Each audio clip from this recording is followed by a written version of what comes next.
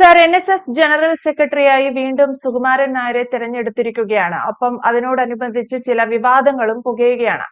മുഖ്യമന്ത്രിയെ നേരിട്ട് കാണാൻ അനുമതി തേടിയിട്ടും അത് നിഷേധിച്ചു എന്നും വി ഡി സതീശൻ അഹങ്കാരിയാണ് എന്നും വീണ്ടും ആവർത്തിക്കുകയാണ് സുകുമാരൻ നായർ. മാത്രമല്ല, ഗണേഷ് കുമാറിന്റെ അംഗത്വം പുതുക്കിയിട്ടില്ല, മരിക്കുന്നത് വരെ ഒരിടത്ത് തന്നെ നിന്നോളാം എന്ന് ഞാൻ ആർക്കും വാക്ക് കൊടുത്തിട്ടില്ല എന്ന ഗണേഷ് കുമാറിന്റെ വാക്കുകളും ഒക്കെ ചർച്ചയാവുന്നുണ്ട്. ഏറ്റവും ഒടുവിൽ നടന്ന NSSന്റെ യോഗത്തെ അല്ലെങ്കിൽ സുകുമാരൻ നായർ ജനറൽ സെക്രട്ടറി ആയതിനെ വി ഡി സതീശനെ കാണാൻ കഴിയാത്തതിലെ അമർഷം, ഗണേഷ് കുമാറിന്റെ NSSലെ അംഗത്വം, ഇതിനെയൊക്കെ എങ്ങനെ വിലയിരുത്താം? അതിപ്പം പറഞ്ഞില്ലേ നീതു, രാഷ്ട്രീയപരമായിട്ട് ഇപ്പൊ രണ്ടാമത്തെ വിക്കറ്റ് എന്നൊക്കെ പറയാം. ആദ്യത്തെ വിക്കറ്റ് വെള്ളാപ്പള്ളി നടേശനാണ്. വെള്ളാപ്പള്ളി നടേശൻ ഓൾറെഡി വീണ് കഴിഞ്ഞു.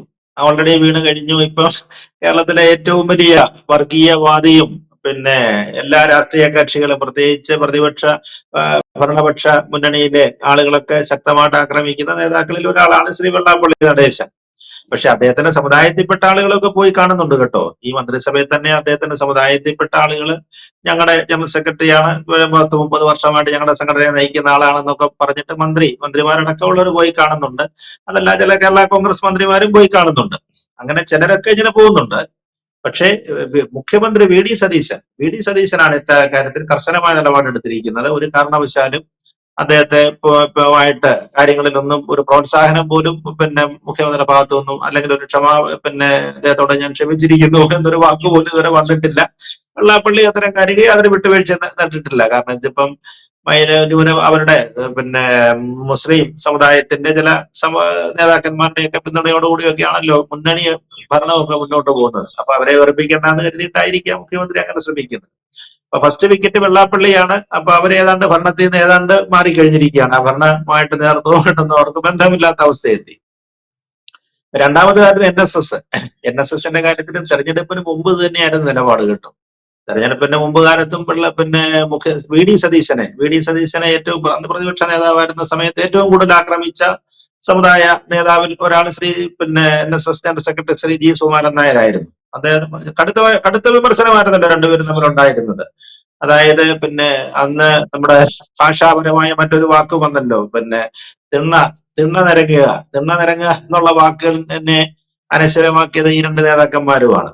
അപ്പൊ അന്ന് പ്രതിപക്ഷ നേതാവായിരുന്ന വി ഡി സതീശൻ പറഞ്ഞു, ഞാനൊരു സമുദായ സംഘടനക്കാരന്റെ അവരുടെ ഒന്നും തിണ്ണ നിരങ്ങാൻ ഞാൻ ഇതുവരെ പോയിട്ടില്ല, ഞാനൊട്ട് പോകത്തുമില്ല എന്ന് പറഞ്ഞു. അപ്പൊ അതിന് NSS സെക്രട്ടേറിയറ്റ് പിടിച്ചു. കാരണം NSSൽ വന്നതിന്റെ ഒരു പശ്ചാത്തലങ്ങളൊക്കെ വെച്ചിട്ടാണ് അദ്ദേഹം സംസാരിച്ചതെന്ന് തോന്നുന്നു. അപ്പൊ പറഞ്ഞു, പെരുന്നേ ഞങ്ങളുടെ NSS ആസ്ഥാനത്ത് വന്നിരുന്നു. അപ്പൊ നിരങ്ങിയാണോ വന്നത്, നടന്നാണോ വന്നതെന്നുള്ളത് എനിക്ക് അറിഞ്ഞുകൂടാ, അത് ഞാൻ കണ്ടില്ല. ഞങ്ങൾ തമ്മിൽ കണ്ടിരുന്നു, സംസാരിച്ചിരുന്നു, ചായ കുടിച്ചിരുന്നു എന്നൊക്കെ അദ്ദേഹം പറയുകയും ചെയ്തു. അപ്പൊ അങ്ങനെ മാനസികമായിട്ട് രണ്ടുപേരും അന്നേ അകന്നിരുന്നു. പിന്നെ അഹങ്കാരിയാണെന്നുള്ള വാക്ക് ജനറൽ സെക്രട്ടറി നേരത്തെ തന്നെ പറഞ്ഞിട്ടുണ്ട്. വി ഡി സതീശൻ അഹങ്കാരിയാണ്. ഇപ്രാവശ്യം പറവൂര് നിയമസഭാ തെരഞ്ഞെടുപ്പ് ഞങ്ങളത് കാണിച്ചു കൊടുക്കുമെന്നും പറഞ്ഞു. അങ്ങനെയും പറഞ്ഞിട്ടുണ്ടായിരുന്നു. പറവൂരിലെ സതീശൻ മത്സരിക്കുകയാണല്ലോ, ഞങ്ങളത് NSSന്റെ ശക്തി എന്താണെന്ന് കാണിച്ചു കൊടുക്കാമെന്ന് അദ്ദേഹം പരസ്യമായിട്ട് പറഞ്ഞതാണ്. ചെറിയ വ്യത്യാസം കാണിക്കുന്നുണ്ട് കേട്ടോ. അതിപ്പോ NSSന്റെ വോട്ടാണെന്ന് നമുക്ക് പറയാനൊക്കത്തില്ല. എന്തായാലും കഴിഞ്ഞ 21 കിട്ടിയ അത്രയും ഭൂരിപക്ഷം ശ്രീ വി ഡി സതീശന് അവിടെ കിട്ടിയിരുന്നില്ല, പറവൂര് കിട്ടിയിരുന്നില്ല. കുറച്ച് വോട്ടിന്റെ കുറവുണ്ടായിട്ടുണ്ട്. എന്നാലും നല്ല ഭൂരിപക്ഷത്തിനാണ് അദ്ദേഹം ജയിച്ചത്. അതിന് പക്ഷേ NSS വോട്ടുകളാണോ അറിയാൻ പറ്റുന്നില്ല. എന്തായാലും അങ്ങനെ സൗഹൃദപരമായ ഒരു അന്തരീക്ഷത്തിലല്ല കാര്യങ്ങളൊക്കെ പോയിക്കൊണ്ടിരുന്നത്. അതിനിടയിലാണ് ഗണേഷ് കുമാറിന്റെ വിഷയം കൂടെ കയറി വരുന്നത്. ഗണേഷ് കുമാറിന്റെ വിഷയം എന്ന് പറഞ്ഞാൽ, ഗണേഷ് കുമാറിന്റെ NSSന്റെ ഡയറക്ടർ ബോർഡ് അംഗവും ഏതാണ്ട് 40-ലേറെ വർഷം പത്തനാപുരം താലൂക്ക് യൂണിയന്റെ പ്രസിഡന്റും ഒക്കെ ആയിരുന്ന മുൻ മന്ത്രിയുമായിരുന്ന ആർ ബാലകൃഷ്ണപിള്ളയുടെ മകനാണ് ശ്രീ ഗണേഷ് കുമാർ എന്ന് പറയുന്നത്. അപ്പൊ പത്തനാപുരം മണ്ഡലത്തില് ശ്രീ ബാലകൃഷ്ണപിള്ള വലിയ സ്വാധീനം ഉണ്ടാക്കിയിട്ടുണ്ട്.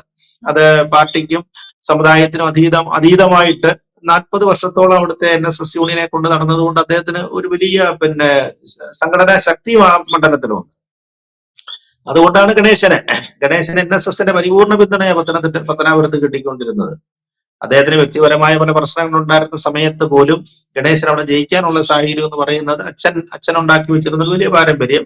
പിന്നെ മന്ത്രിയായ ശേഷം ഗണേശൻ പത്തനാപുരം അസംബ്ലി മണ്ഡലത്തിലും അവിടുത്തെ നാടിന് വേണ്ടിയിട്ട് ഒരുപാട് കാര്യങ്ങൾ ചെയ്തിട്ടുമുണ്ട്. അത്തരം കാര്യങ്ങളൊക്കെ ഉണ്ട്. പക്ഷെ ഇപ്രാവശ്യം പ്രശ്നമായി, NSSുമായിട്ട് പ്രശ്നമായിരുന്നു. NSSന്റെ പ്രശ്നം എന്ന് പറഞ്ഞു കഴിഞ്ഞാല് അന്ന് NSSന്റെ പരമാധികാര സഭയെ ഡയറക്ടർ ബോർഡ് മെമ്പറാണ്. ഡയറക്ടർ ബോർഡ് മെമ്പർമാരിൽ ഒരാളാണ് ബാലകൃഷ്ണപിള്ള മരിച്ച ശേഷം ശ്രീ ഗണേഷ് കുമാറാണ് NSS ഡയറക്ടർ ബോർഡിൽ വന്നത്. അപ്പൊ ആ സമയത്ത് ഗണേഷ് കുമാർ NSS ജനറൽ സെക്രട്ടറിയെ കുറിച്ചൊക്കെ പറഞ്ഞ വാക്കുകൾ നമുക്ക് ഓർമ്മയില്ലേ?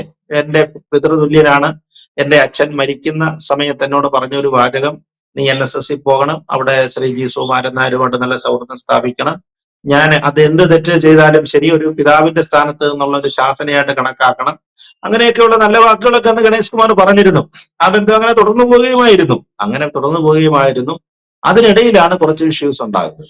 ഇഷ്യൂസ് ഉണ്ടായ ശേഷം എന്ത് സംഭവിച്ച അവസാനം Pathanapuram taluk union NSS taluk union പിരിച്ചുവിടേണ്ട സാഹചര്യങ്ങൾ ഉണ്ടായി. കാരണം അവിടുത്തെ നേതൃത്വവും ഗണേഷ് കുമാറും തമ്മിൽ അഭിപ്രായ വ്യത്യാസത്തിലായി, രൂക്ഷമായ അഭിപ്രായ വ്യത്യാസമായിരുന്നു. എന്നിട്ട് യൂണിയൻ തന്നെ പിരിച്ചുവിട്ടു. എന്നിട്ട് അഡ്ഹോക് കമ്മിറ്റിയായിരുന്നു, താൽക്കാലിക കമ്മിറ്റിയാണ് ഉണ്ടാക്കിയത്. അവരിൽ ചില പരസ്യമായിട്ട് രംഗത്ത് വരികയും ചെയ്തു ഗണേശിനെതിരെ പരസ്യമായിട്ട്. അതൊരു വലിയ സംഭവമായിരുന്നു കേട്ടോ. പത്തനാപുരത്ത് അത്രയും പാരമ്പര്യമുള്ള ഒരു നേതാവിന്റെ മകനെതിരെ NSS യൂണിയൻ തന്നെ പരസ്യമായിട്ട് രംഗത്ത് വന്നത് ഇതുകൊണ്ടായിരിക്കാൻ, കേടായിരിക്കാന്ന കാരണം തോന്നുന്നു. എന്തായാലും ചുരുക്കത്തിൽ എന്ത് സംഭവിച്ചു? ഗണേഷ് കുമാർ ആ മണ്ഡലത്തിൽ പരാജയപ്പെട്ടു. ശ്രീ ജ്യോതികുമാർ ചാമക്കാല എന്ന കോൺഗ്രസ് സ്ഥാനാർത്ഥിയോട് പരാജയപ്പെടുകയും ചെയ്തു. ഇപ്പോൾ ഈ ലേറ്റസ്റ്റ് ഡെവലപ്മെന്റ് എന്ന് പറയുന്നത് ഗണേശന്റെ കൂടെ ചേർത്ത് ഞാൻ പറയാൻ കാര്യം എന്ന് പറഞ്ഞു കഴിഞ്ഞാൽ, ഈ പരമാധികാരി സഭയായ ഡയറക്ടർ ബോർഡിൽ നിന്ന് ഗണേഷ് കുമാറിനെ പുറത്താക്കി എന്ന് പറഞ്ഞു കഴിഞ്ഞാൽ, ജനറൽ സെക്രട്ടറി പറയുന്നത് പോലെ ഇതെന്ന് പറഞ്ഞാൽ ഓരോ തെരഞ്ഞെടുക്കുകയാണ്. കാലാവധി കഴിയുന്ന സമയത്ത് വീണ്ടും നേതൃത്വം ആലോചിക്കും. നേതൃത്വവും മറ്റ് ബോർഡിലുള്ള അംഗങ്ങളെല്ലാം കൂടി, അതായത് മുതിർന്ന നേതാക്കന്മാർ ആലോചിക്കും. സീനിയോറിറ്റി ഉള്ള നേതാക്കന്മാർ ആലോചിച്ച ശേഷം ഈ ആളിനെ വീണ്ടും പുതുക്കണോ, ഇദ്ദേഹത്തിന്റെ അംഗത്വം വീണ്ടും പുതുക്കണോ, ഇദ്ദേഹത്തെ ഡയറക്ടർ ബോർഡിൽ വീണ്ടും കൊണ്ടുവരണോ എന്നുള്ള കാര്യം അവർ ആലോചിച്ച ശേഷമാണ് വീണ്ടും കൊണ്ടുവരത്തുള്ളൂ. അപ്പൊ ഇപ്രാവശ്യം തീരുമാനിച്ചു. സാധാരണഗതി ഗണേശൻ വന്നിട്ട് കുറച്ച് സമയമേ ആയിട്ടുള്ളൂ. അദ്ദേഹത്തെ മാറ്റത്തക്ക പോലെ ഉള്ള കാര്യങ്ങളൊന്നും ഈ പറഞ്ഞതുപോലെ ഈ അഭിപ്രായ വ്യത്യാസമാണ് നിലവിലുള്ളത്. അങ്ങനല്ലാതെ അത് വർഷങ്ങളായിട്ട് ഇരിക്കുന്നവരുണ്ട്. എത്രയോ വർഷങ്ങളായിട്ട് ഗണേശനെക്കാട്ടിൽ കൂടുതൽ സർവീസ് ഉള്ള ആളുകളുണ്ട് അതിനകത്ത്. അതായത് കൂടുതൽ കാലം ഡയറക്ടർ ബോർഡ് മെമ്പർമാരായി ഇരുന്നിട്ടുള്ള ആളുകളുണ്ട്. അപ്പൊ നേതൃത്വമായിട്ട് പ്രശ്നമില്ലാത്തതുകൊണ്ട് അവരൊക്കെ അങ്ങനെ സ്ഥിരമായിട്ട് ഇങ്ങനെ തുറന്നു വരികയാണ്. പക്ഷെ ഗണേഷ് കുമാർ ഇതാ പുറത്തായിരിക്കുന്നു. പുറത്താകുമെന്ന് പറഞ്ഞാൽ ഇപ്പൊ ജനറൽ സെക്രട്ടറി പറഞ്ഞത് കേട്ടില്ലേ, അദ്ദേഹത്തിന്റെ കാലാവധി പൂർത്തിയായി കഴിഞ്ഞാൽ പിന്നെ അദ്ദേഹത്തെ അവിടെ വെച്ചുകൊണ്ടിരിക്കേണ്ട കാര്യമില്ല. സ്വാഭാവികമായിട്ടും പുറത്തായി കഴിഞ്ഞാലോ ഇനിയിപ്പം ഒത്തിരി ആളുകൾ, പ്രവർത്തകര്, ഈ പാരമ്പര്യമുള്ള ഒരുപാട് ആളുകളുണ്ട്. ഇതുവരെ ഡയറക്ടർ ബോർഡിൽ വരാൻ കഴിയാഞ്ഞ ചില ആളുകളുണ്ട്. അവർക്കൊരു അവസരം കൊടുക്കുന്നതിന് വേണ്ടി എന്നുള്ള ആ മട്ടിലാണ് അദ്ദേഹം പറഞ്ഞു വെക്കുന്നത്.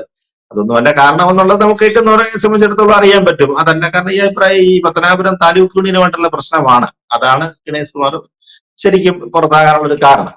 അപ്പൊ സംഭവം എന്ന് പറഞ്ഞാൽ ഇതിനപ്പുറമാണ് ഇപ്പൊ മറ്റൊരു വാചകം കൂടെ വന്നിരിക്കുന്നത്. അത് മുഖ്യമന്ത്രിയുമായിട്ട് ബന്ധപ്പെട്ടാണ് വന്നത്. അപ്പൊ നമ്മളൊക്കെ ആദ്യം അറിഞ്ഞത് NSS പ്രതിപക്ഷ നേതാവായിരുന്ന സമയത്ത് സതീശനുമായിട്ടുള്ള അഭിപ്രായ വ്യത്യാസങ്ങൾ ഇങ്ങനെ വളരെ ഗൗരവത്തിൽ നിൽക്കുകയാണ്. പക്ഷെ ഭരണത്തിൽ വന്ന ശേഷം മുഖ്യമന്ത്രി എന്നുള്ള നിലയിൽ VD സതീശനെ കാണുന്നതിനായിട്ട് NSS നേതൃത്വം ശ്രമിച്ചു എന്നാണ് പറയുന്നത്. അത് NSS നേതൃത്വം പറയുന്നത്, ഞങ്ങൾ സമുദായ സംഘടന എന്നുള്ള മട്ടിലല്ല പോകുന്നത്, ഞങ്ങൾക്ക് വേറെ ചില ആവശ്യങ്ങൾ, സമുദായ സംഘടന തന്നെയാണെങ്കിൽ തന്നെയും ഈ ഇൻകം ടാക്സുമായിട്ട്, ആദായ നികുതിയുമായിട്ട് ബന്ധപ്പെട്ടോ, അത് ശരിക്കും അതിനകത്തിൽ എന്താണ് അതിന്റെ വകുപ്പെന്ന് എനിക്ക് മനസ്സിലാകുന്നില്ല. അതോ അങ്ങനെ എന്തോ സർവീസ് പ്രസ്ഥാനവുമായിട്ട് ബന്ധപ്പെട്ട എന്തോ ഇഷ്യൂ സംസാരിക്കുന്നതിനായിട്ടാണ് മുഖ്യമന്ത്രിയെ കാണുന്നതിനായിട്ട് അവർ ആവശ്യപ്പെട്ടിരുന്നു. 1-2 തവണ ആവശ്യപ്പെട്ടിരുന്നു എന്ന് പറഞ്ഞു. പക്ഷെ NSS നേതൃത്വവുമായിട്ട് സംസാരിക്കുന്നതിനോ എന്റെ നേതാക്കളെ കാണുന്നതിനോ മുഖ്യമന്ത്രി തയ്യാറായില്ല. അതാണ് സുകുമാരൻ നായരുടെ ആരോപണം. അങ്ങനെ വന്നിട്ട് പോലും ഞങ്ങൾക്ക് കാണാനായിട്ട്, ഔദ്യോഗിക കാര്യമാണ്, സമുദായ കാര്യങ്ങളൊന്നും പറയാനല്ല, ഔദ്യോഗികമായ എന്തോ കാര്യത്തിന് ചോദിച്ചിട്ട് അദ്ദേഹം സമയം കൊടുത്തില്ല. അപ്പൊ അതിന്റെ പൊട്ടിത്തെറിയാണ് ഇന്ന് ഇതിന്റെ ബാക്കിയായിട്ട് ചങ്ങനാശ്ശേരി സംഭവിച്ചത്, ഇന്ന് പെരുന്നേ സംഭവിച്ചത്. അപ്പൊ ഈ യോഗത്തിനിടയിൽ സുകുമാരനെ പൊട്ടിച്ച് അഹങ്കാരിയാണ്, VD സതീശൻ അഹങ്കാരിയാണ് എന്നുള്ള വാക്ക് വീണ്ടും അദ്ദേഹം ആവർത്തിക്കുകയാണ് ചെയ്തിരിക്കുന്നത്. അപ്പൊ ഈ പറഞ്ഞതുപോലെ ഇവർ രണ്ടുപേരുമായിട്ട് നല്ല സുഖത്തിലായിരുന്നു. അപ്പൊ അങ്ങനെ വരുമ്പോ ശരിക്കും പറയാണ് ഇപ്പോഴ് എനിക്ക് തോന്നുന്നത് മുഖ്യമന്ത്രിയുമായിട്ടൊക്കെ വെച്ച് നമ്മൾ കമ്പയർ ചെയ്യുകയാണെങ്കിൽ 2ാമത്തെ വിക്കറ്റും അല്ലെ, സമുദായ നേതൃത്വത്തിലുള്ള 2ാമത്തെ വിക്കറ്റും, ആദ്യം വെള്ളാപ്പള്ളി വീണു, 2ാമത്തെ വിക്കറ്റായി NSS general secretary Shri Sukumaran നായരും ഇദ്ദേഹത്തിന്റെ ബുക്കിൽ നിന്ന് ഔട്ടായി എന്നാണ് നമുക്ക് മനസ്സിലാക്കാൻ കഴിയുന്നത്. അങ്ങനെ ഔട്ടാകാനേ തരമുള്ളൂ. കാരണം തുടക്കത്തിൽ തന്നെ വി.ഡി. സതീശൻ പറഞ്ഞ ചില കാര്യങ്ങളുണ്ടായിരുന്നു. അതിൽ ഏറ്റവും പ്രധാനപ്പെട്ട ഒന്ന് സാമുദായിക നേതാക്കന്മാരുടെ തിണ്ണ നിറങ്ങാൻ പോകില്ല എന്നുള്ളത് തന്നെയായിരുന്നു. അങ്ങനെയൊക്കെ കൂട്ടുവായിച്ചു നോക്കുമ്പോഴാണ് രാജഗോപാൽ സാറെ സൂചിപ്പിച്ചതുപോലെ വെള്ളാപ്പള്ളി നടേശൻ എന്ന ആദ്യ വിക്കറ്റ് വീഴുന്നു. ശേഷം ഇതാ NSSൽ നിന്നും സുകുമാരൻ നായരുടെ വിക്കറ്റ് കൂടി വീഴുകയാണോ എന്ന സംശയം ഉയരുന്നത് സ്വാഭാവികമാണ്. എന്തായാലും ഗണേഷ് കുമാറിന്റെ അംഗത്വം പുതുക്കി നൽകിയിട്ടില്ല. വി.ഡി. സതീശനെ അഹങ്കാരി എന്ന് വിളിച്ചിട്ടുണ്ട്. NSS ജനറൽ സെക്രട്ടറിയായി വീണ്ടും സുകുമാരൻ നായർ എത്തുമ്പോൾ ഒരു പിടി വിവാദങ്ങളുമായാണ് അദ്ദേഹം മാധ്യമങ്ങൾക്ക് മുന്നിൽ എത്തുന്നത് എന്ന സവിശേഷത കൂടിയുണ്ട്. വ്യക്തമാണ്. Thank you Rajagopal sir.